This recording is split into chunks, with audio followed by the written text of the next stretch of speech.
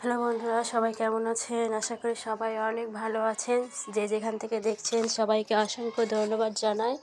পূর্ণিমা কিচেনে সবাইকে স্বাগত। দেখুন, আজকে আমি এক নিউ এবং রেসিপি নিয়ে চলে এসেছি। এইটা হচ্ছে মেটো আলু বা মাছ আলু, যে যেটা আমি ডাকি। দেখুন, এটা কিন্তু মাটির তলে থাকে, ঠিক আছে? এটা হচ্ছে মাটির একদম নিচে থাকে। এইটা খেতে যে কি মজা, যারা খেয়েছেন তারা জানেন, আর যারা খাননি তারাও দেখে নিন, জেনে নিন, ঠিক আছে? এটা মাটির তলে হয়ে থাকে। এটাকে কেউ বলে মাছ আলু, কেউ বলে মেটো আলু, ঠিক আছে? এটার খোসা যে কি পরিমাণে পাতলা এবং ভিতরে যে কি পরিমাণে সাদা অংশ, একদম নারকেলের মতো, দুধের মতো। এটা আপনি বিভিন্ন ধরনের আইটেম তৈরি করে খেতে পারেন। এটা দিয়ে যেমন মাছ রান্না করলে অসাধারণ লাগে, এবং আপনারা যদি নিরামিষভাবে রান্না করেন সেইটাও খেতে অসাধারণ লাগে। আপনারা যেভাবে ইচ্ছা সেভাবে কিন্তু খেতে পারেন। এটা খেতে একদম দারুণ।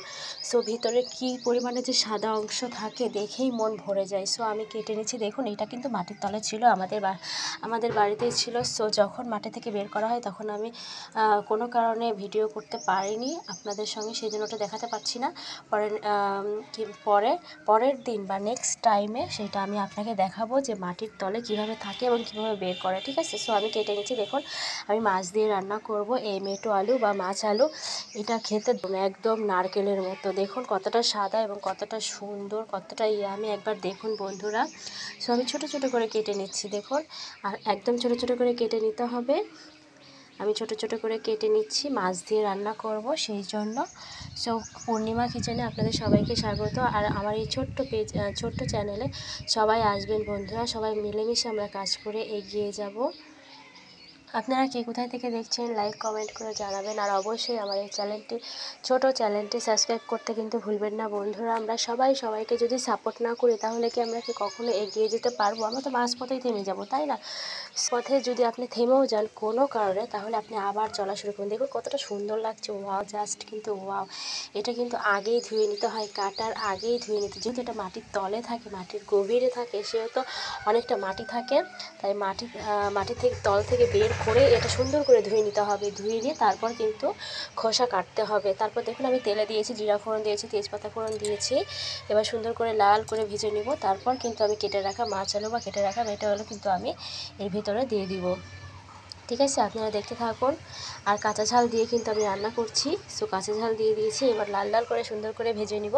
তারপর কেটে রাখা মাছ আলু বা মেটে আলু বা মাছ আলু, যে যেটা নামে চেনে, ঠিক আছে? যেহেতু এটা মাটির নিচে থাকে সেহেতু এটা মেটে আলুই বেশিরভাগ মানুষ বলে থাকে। তারপর দেখুন, কেটে রাখা আমি মেটে আলু তেলের ভিতরে দিয়ে দিলাম। এবার সুন্দর করে আমি নাড়াচাড়া করে নিব। আমি কাঁচা ঝাল দিয়ে একদম সিম্পল, সাধারণভাবে ঘরোয়াভাবে তরকারি রান্না করছি বন্ধুরা। আপনারা দেখতে থাকুন। আপনারাও কিন্তু এইভাবে এটা কিন্তু সব জায়গায় পাওয়া যায় না, বিশেষ করে গ্রামে বেশি পাওয়া যায়।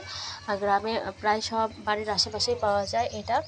আর শহরে কিন্তু খুব একটা পাওয়া যায় না, 99% কিন্তু পাওয়া যায় না। এটা কিন্তু গ্রামেই পাওয়া যায়। আপনারা যারা জানেন না তারা জেনে নিন এটা কেমন এবং খেতেও কেমন। আপনারা যদি বাড়ির আশেপাশেও এরকমটা পান তাহলে অবশ্যই কিন্তু রান্না করে খাবেন, ঠিক আছে? এটা খেতে খুবই সুস্বাদু এই মেটে আলু বা মাছ আলু। এটা দিয়ে মাছ রান্না করে খেতে যে কী মজা, যারা খেয়েছেন তারা জানেন। আমি একদম ঘরোয়াভাবে রান্না করছি। আমি একটু ঝোল বেশি পরিমাণে দিয়ে দিচ্ছি, কারণ আমি যেহেতু ঝোল রান্না করব, একদম মানে রসালো বা মাখো মাখো রান্না করছি না। অনেক গরম পড়েছে, অত্যাধিক গরম পড়েছে, তাই আমি ভেবেচিন্তে ঠিক করলাম যে পাতলা ঝোল খাওয়াই ভালো। বেশি পরিমাণে ঝাল মশলা, তেল এবং সবসময় উচিত নয়, কারণ আমাদের সময় এবং টাইম মেনটেন, পরিবেশ সব কিছু মেনটেন করে চলতে হবে। সবার আগে নিজের শরীরে চিন্তা করতে হবে, নিজের শরীরে চিন্তা তো অবশ্যই করতে হবে, তাই না? আমি একটু বেশি ঝোল দিয়েছি, যেহেতু আমি ঝোল রান্না করছি। আর অনেকটা এখানে এই আলু যখন আপনারা রান্না করবেন তখন কিন্তু অনেকটা ঝোল দিতে হবে, কারণ এই আলুটা কিন্তু ঝোল অনেকটা চুষে নেয়, ঠিক আছে? দেখুন ফুটছে, যে মুহূর্তে ফুটছে সেই মুহূর্তে আমি একটা একটা করে ভেজে রাখা মাছগুলো দিয়ে দিব, ঠিক আছে? ভেজে রাখা মাছগুলো আমি দিয়ে দিব। আর অতি মানে বেশি পরিমাণে জল দেওয়ার কারণ অর্ধেকটা জলে কিন্তু এই আলু চুষে নেবে, সেই জন্য একটু পরিমাণে বেশি জল দিতে হবে, কারণ অনেকটা ফুটবে। আর জল আলু অনেকটা ঝোল চুষে নেবে, ঠিক আছে। সো আমি মেটে আলু দিয়ে মাছ দিয়ে পাতলা ঝোল রান্না করছি, আপনারা দেখতে থাকুন আর পূর্ণিমা কিচেনের সঙ্গেই থাকুন। অবশ্যই লাইক কমেন্ট করবেন, আমার চ্যানেলটি সাবস্ক্রাইব করতে কিন্তু ভুলবেন না।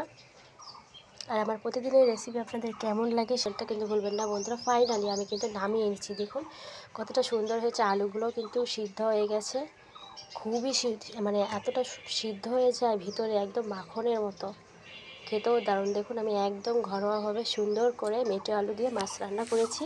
কেমন হয়েছে আমার এই মেটে আলু দিয়ে মাছের ঝোল অবশ্যই কমেন্ট করে জানাবেন। টাটা বন্ধুরা।